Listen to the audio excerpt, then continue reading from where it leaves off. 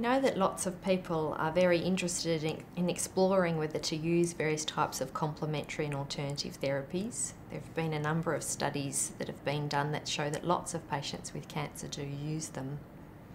It's important that we think about the difference between complementary and alternative therapies. So a complementary therapy is something that's designed to be used alongside mainstream medicine. And the idea of it is to help the person cope better with the treatment and with what's happening to them. So complementary therapies include things like massage and relaxation, as well as things like yoga and music therapy. And all of these type of therapies have actually been shown to help people cope better with their treatment and lower their levels of stress. So we're very happy if people want to explore some of these complementary therapies. I gave myself Reiki, which is to me is a complementary method of treatment.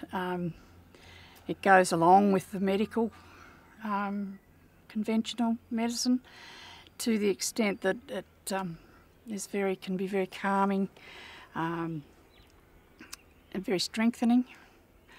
It helps to heal. 6 o'clock in the morning, come in to the hospital, have my treatment and then go home. But then when I went home, I relaxed. My body told me I needed to relax a bit and I listened to my body and had lots of water and looked after myself that way. In the way I deal with my cancer, I always exercise. In the morning, I try to sit down and I calm my mind first. Started on a low base but quietly built up and went to the gym and played the tennis and the golf and then started to go skiing again and doing the things that I love doing. And again, I think it's all part of positive thinking and saying, okay, well, we're not giving into this, let's get on with it and let's take it on. We can live a normal life. It's not a death sentence. We can beat this thing. And I think the exercise program is mentally very good as well as physically. In contrast, alternative therapies are different.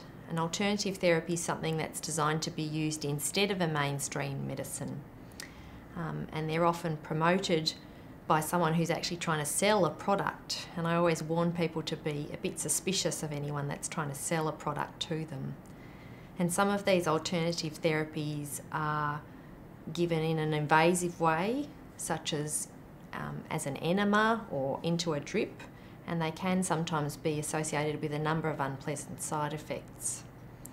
So it's important that a doctor knows if a person's taking any complementary and alternative therapies. Doctors will have different views about them and will tell you different things about them, but they actually need to know whether people are taking them or not, particularly to work out whether they might interact with the mainstream medicine.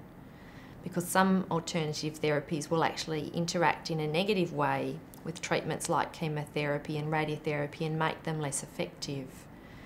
Sometimes though there's not a lot of information known about these therapies, and we will sometimes ask people like our pharmacists to do a search of what's known from the literature about any of these therapies so we can give people information about what is really known about them. And there are a number of really good websites that we can refer people to where they can look up any therapy that they might be considering taking to see what the scientific evidence behind them might be.